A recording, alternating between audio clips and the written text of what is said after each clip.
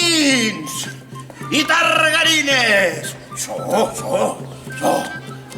Soc el pregoner, el que cada any sortia de l'Ajuntament per a fer el pregó de la festa major. Sí, em coneixeu? Soc el de la nit del Tararot.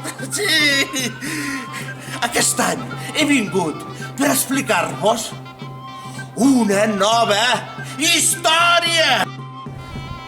A finals del segle XIX, a Tàrrega, hi havia dos barris que rivalitzaven per a veure qui feia la millor festa del barri.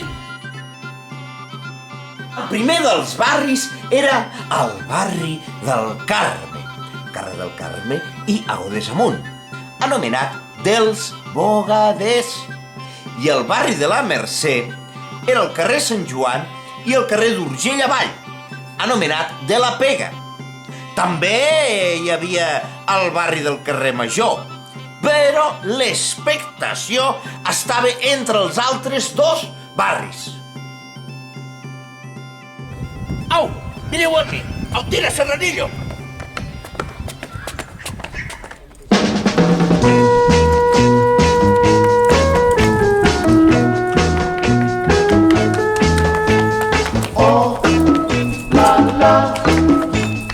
Quina colla més original.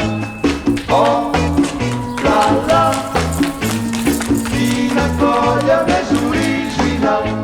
A Trinitat un dia vaig trobar la gent més estranya que al món hi ha. Hola, veïns i veïnes del barri de la Mercè. Soc el Miquel del Bitxo, fill del barri de la Mercè. L'any 1870 vaig anar amb l'Oton a Barcelona a buscar els gegants del barri de la Mercè. I al 1878, jo mateix, Miquel del Bitxo, vaig inventar l'home de la barra, tradició d'aquest barri, tan nostre. Lo nostre és un barri de treballadors, ple de sabaters. I quan arribaven les festes de la nostra santa patrona la Mercè, fèiem ressonar una tronada de punta a punta de barri.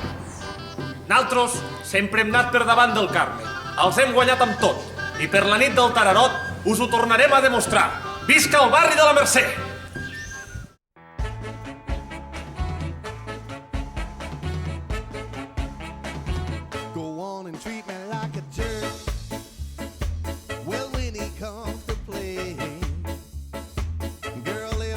Salutacions, amics del Carme. Soc Joan del Checo. Jo, l'any 1871, ja vaig anar a Barcelona i vaig portar un gran gegant. I aquí, ja fa molts anys que estic aquí, al peu del canyó. El Carme és el barri dels comerciants i dels senyors, no com aquí davant, que són una colla de pegons. I quan fèiem les processons, que maco que estava els nostres carrers, tots guarnits amb llençols de dalt a baix, i quedava una cosa elegant, de senyors com nosaltres som en aquest barri. Els de la Mercè poden dir missa, però nosaltres som millor, i us ho demostrarem.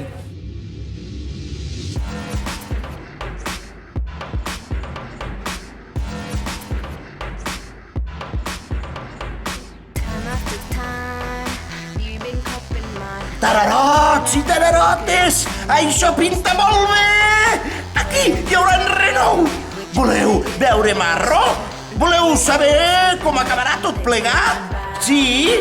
Doncs un segon, que aparco el cavall. I tot seguit us ho explico!